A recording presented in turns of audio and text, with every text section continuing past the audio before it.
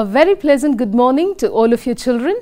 I'm sure all of you are eagerly awaiting to listen to the story of the third chapter in the first language English text.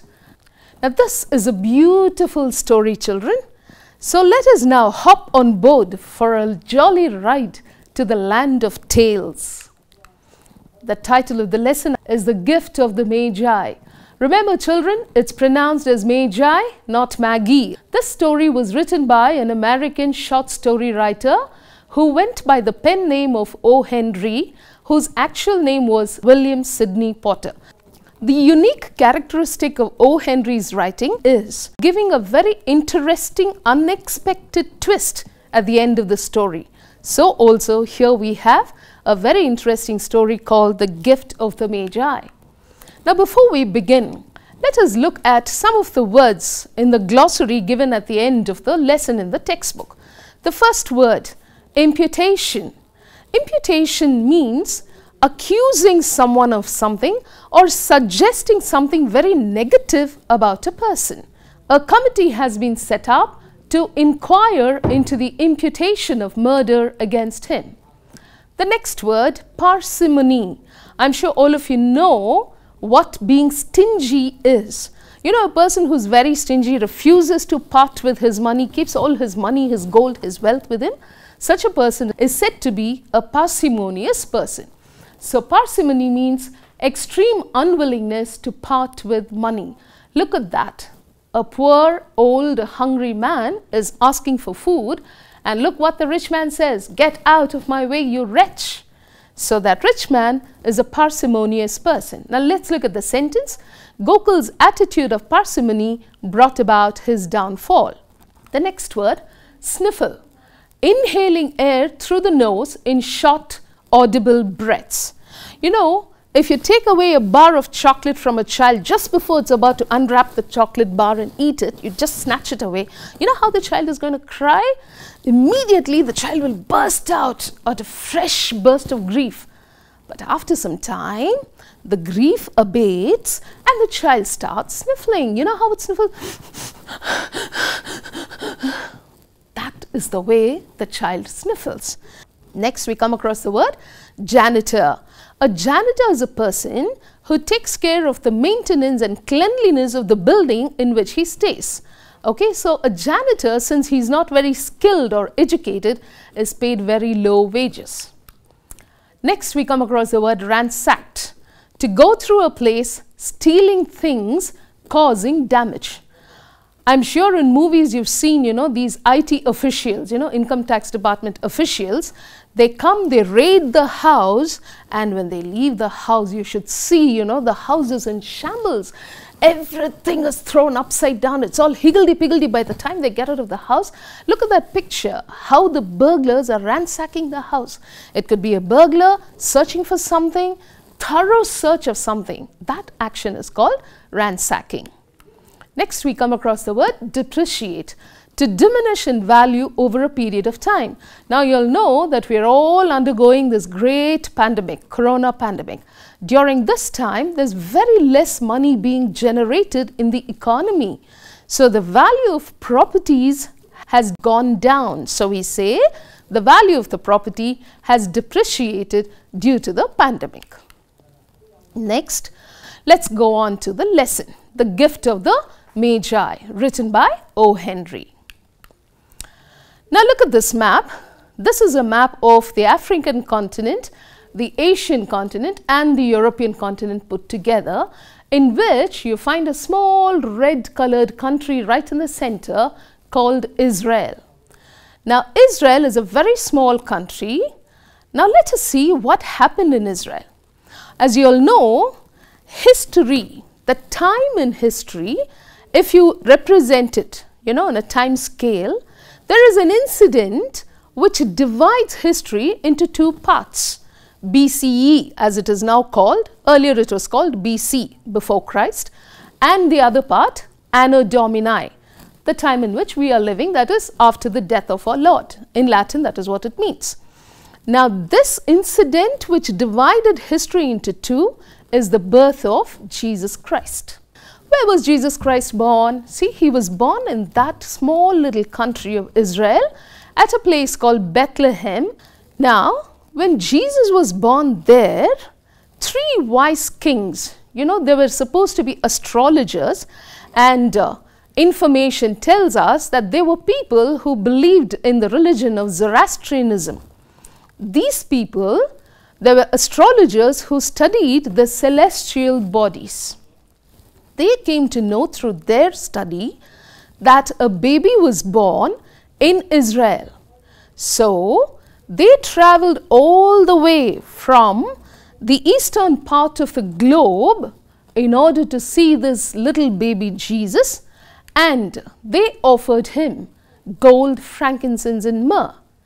Okay, look at that. The exchange of gifts, therefore we say, at Christmas time is a tradition practiced by Christians all over the world, following the gesture of these three wise men who were called the Magi, who came from the eastern part of the globe to West Asia where Jesus was born.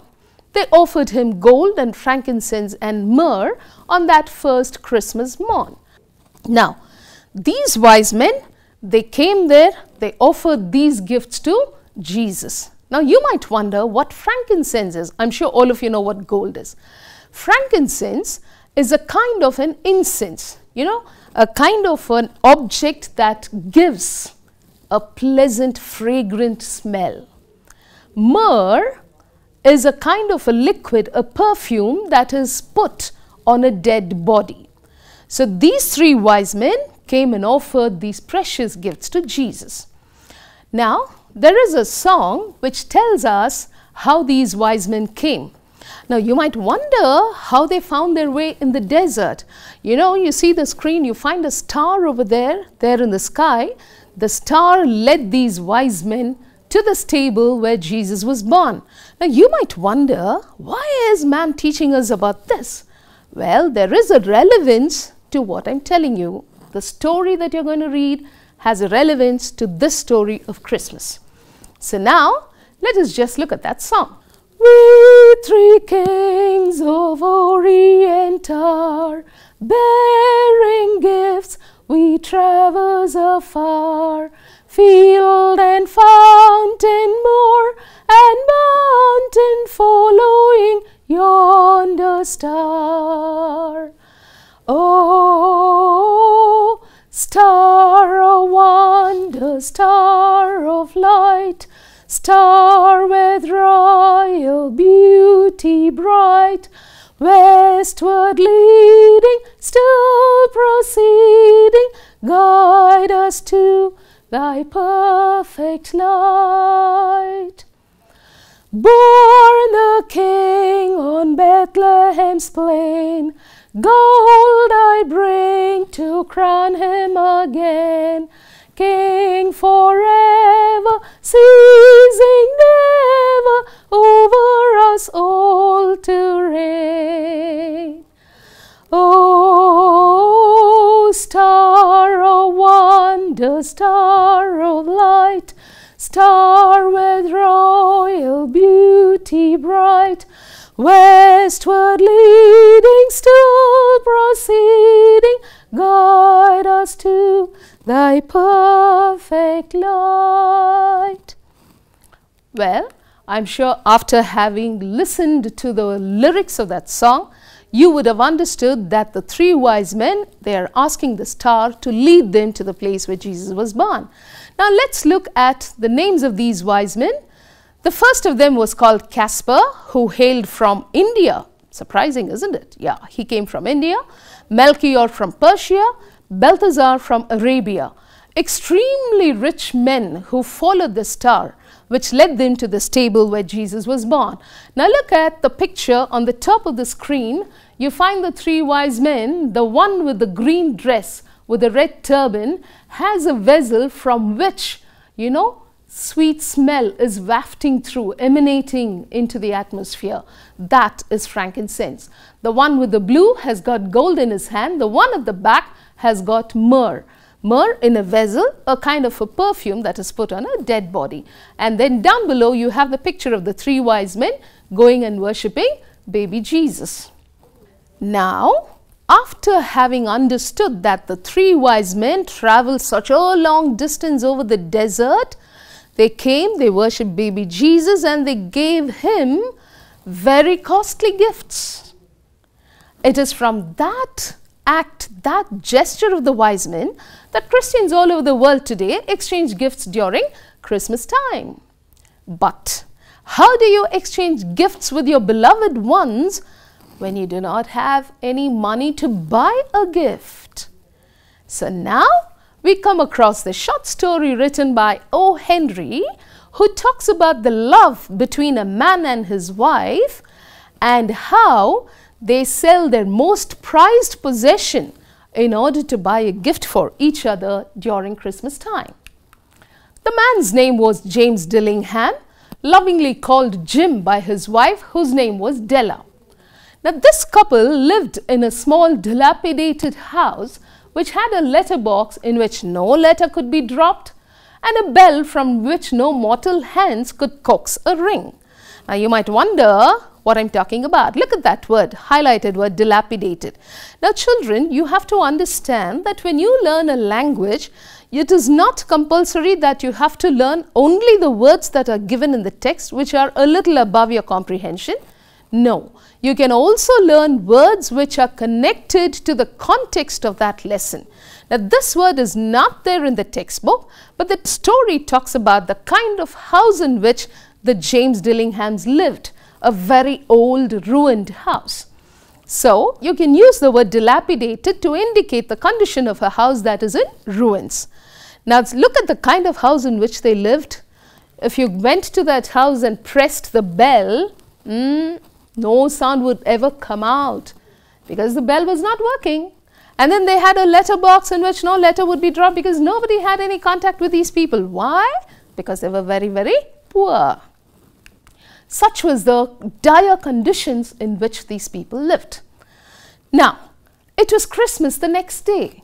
This was the day before Christmas, and Della and Jim knew that they had to give a gift to each other. Now, let us see what Della did first. She wanted to present her husband with a beautiful gift. So, you know what she did? She sat and she started counting the money that she had saved, 1 and 2 at a time, by bulldozing the grocer, the vegetable man and the butcher until one's cheeks burnt with the silent imputation of parsimony that such close dealing implied. I'm sure you're going to say, ma'am, this sounds Greek and Latin to us, right? Okay. Now look at the picture. Della is bargaining there. No, she's bargaining. She's trying to save as much money as possible. Look at that sentence, by bulldozing the grocer. Bulldozing, you've all seen a bulldozer, right? You know, that huge heavy machine. If you get caught under it, finish. That's the end of you, okay? So, bulldozing there means so much of force that the shopkeeper, whether it was a grocer, vegetable man or the butcher, they could not do anything but accept the way that she was bargaining.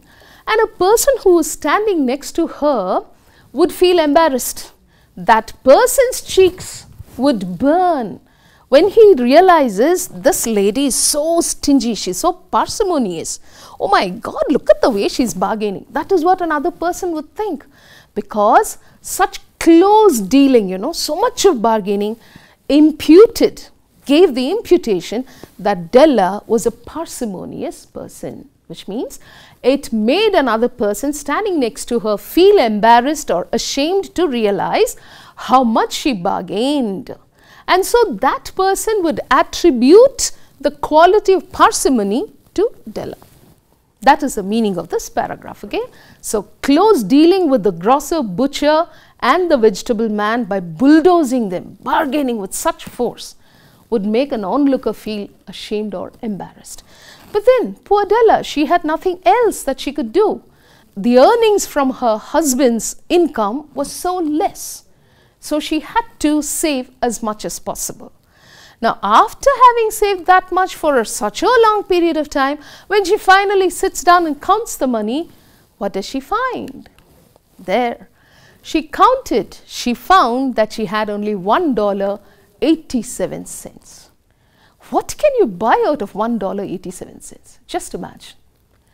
Out of desperation, she just flopped down on the shabby little couch and she started howling, sobbing, sniffling, with the sniffles predominating. See how pretty Della looks and what a lot of hair she's got. Now, look at that sentence. She flopped down on the shabby little couch, howled, sobbing and sniffling, with the sniffles predominating. What's the meaning of sobbing? A fresh outburst of grief. You know, you cry. You know, that kind of crying is sobbing.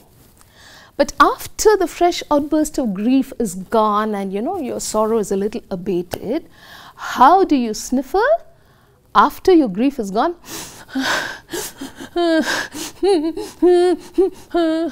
yeah.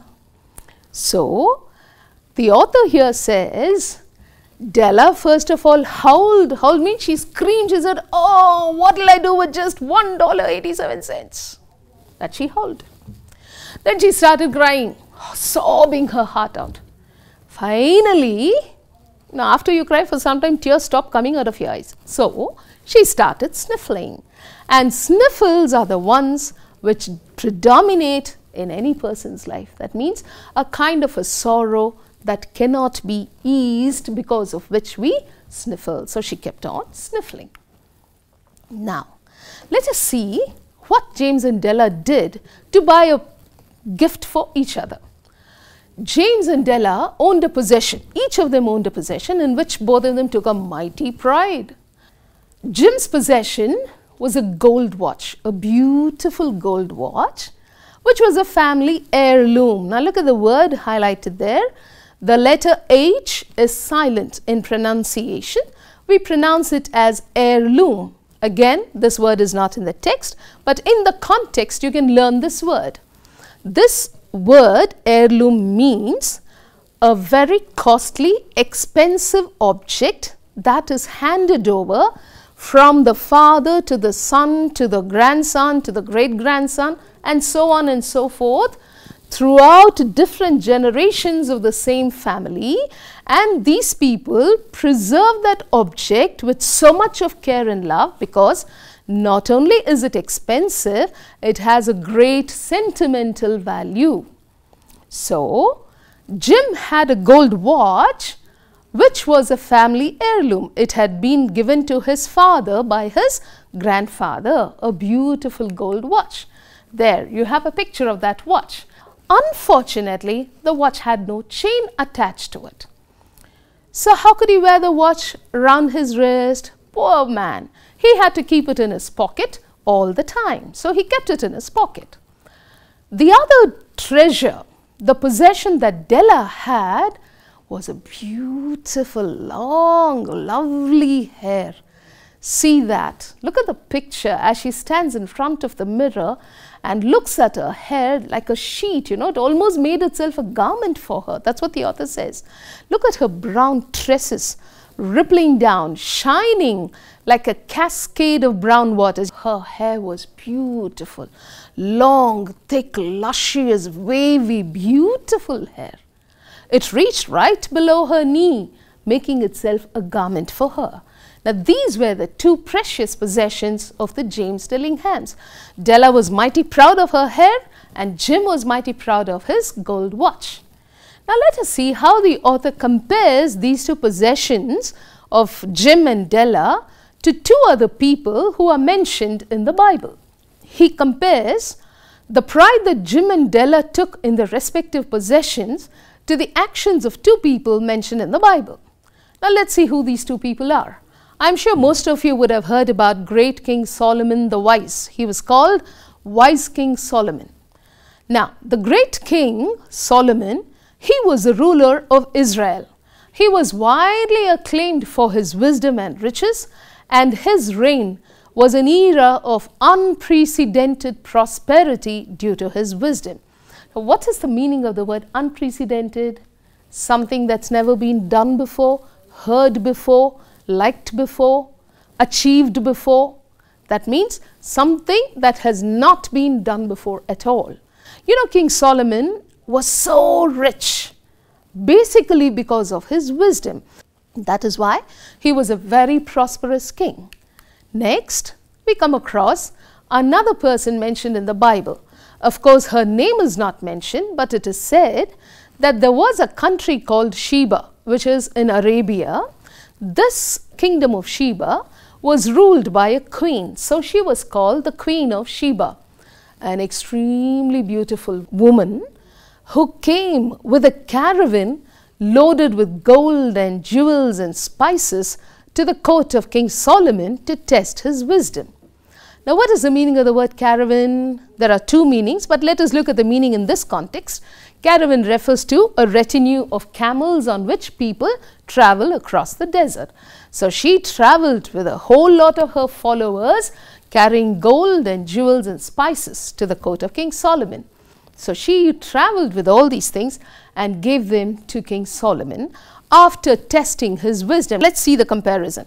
Author says that if King Solomon had been the janitor with all his treasures piled up in the basement, if Jim had just gone down the stairs to the basement and he had seen King Solomon and he had seen the room filled with so much of wealth, gold and silver and what not so much of wealth, he would have still taken out the watch from his pocket, seen the time in front of the king, and he would have, seen it from all angles, put it back into his pocket in such a way that King Solomon, in spite of all his wealth, would have plucked at his beard with jealousy. He would have felt so jealous, thinking, I have so much, but I don't have Jim's gold watch. Jim thought his gold watch was costlier, more beautiful, better from all aspects compared to the riches of King Solomon. That is the kind of value that Jim had for his gold watch. Likewise, if the Queen of Sheba had lived in the flat across the air shaft, you know what Della would have done? She would have let out her hair out of the window someday to dry, just to depreciate Her Majesty's jewels and gifts. Queen of Sheba was such a rich queen, but Della thought her hair had more value, more beauty than all the riches of the Queen of Sheba put together. Now look at that sentence, children. The third line, it says, Della would have let her hair out the window. If you look into the textbook, it is written like this: she would have let her hair out the window. You might wonder what happened to the preposition of. Yes, both usages are correct. The author has written out the window, that is also right. You can also say out of the window, which is also correct. Okay. Now, Della wanted to give a beautiful gift to her beloved husband.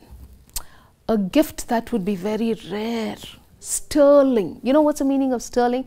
This is a word in the text. Sterling, again, there are two meanings. One refers to the currency. Okay. Here the meaning of the word sterling is something very beautiful, noble, difficult to come by, very difficult to acquire, difficult to possess, so great, so valuable. That's the meaning of the word sterling. So she wanted to give that kind of a gift to her husband. But then she looked at the money she had in her hand. What did she have? $1.87. She knew that money would not suffice.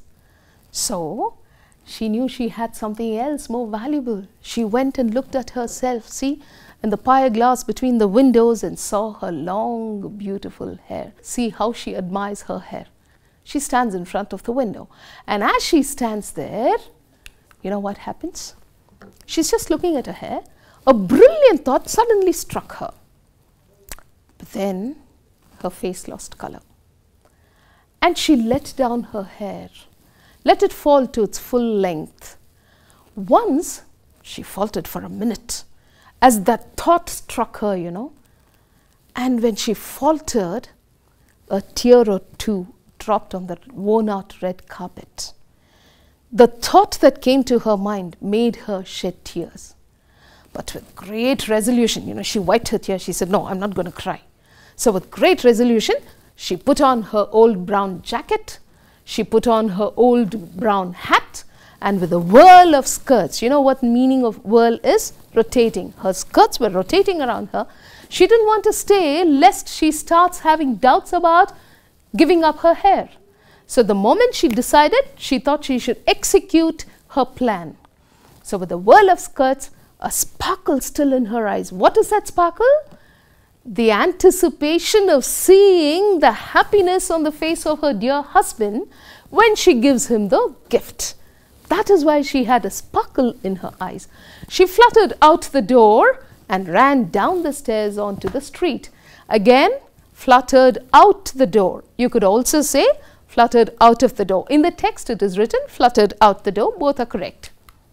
After running down the stairs, Della went to a saloon where the sign read, Madame Sofronie, hair kinds of all goods.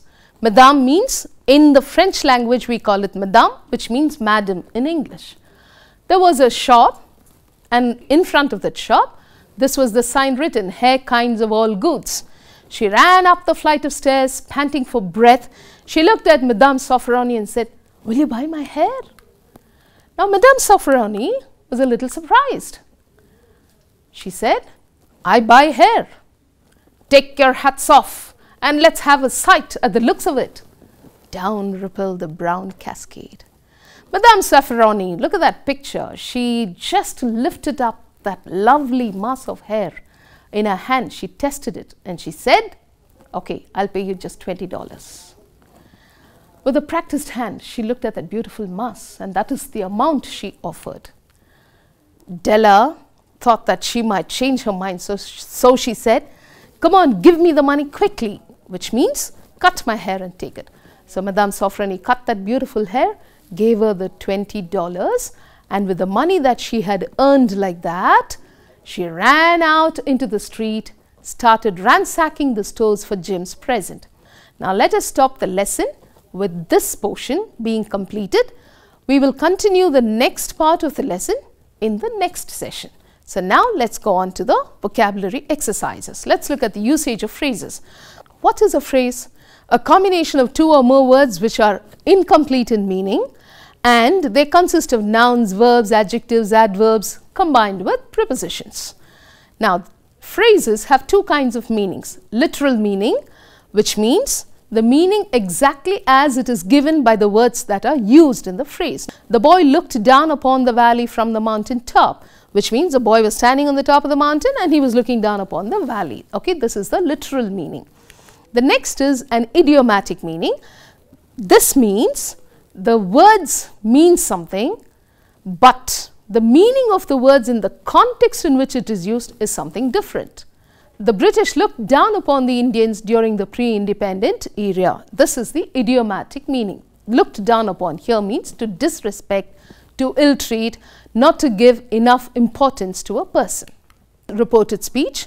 Reporting the words spoken by a person to another person without changing the meaning is called reported speech.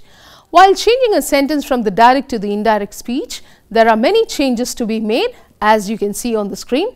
Due to paucity of time, I am unable to explain how it is changed.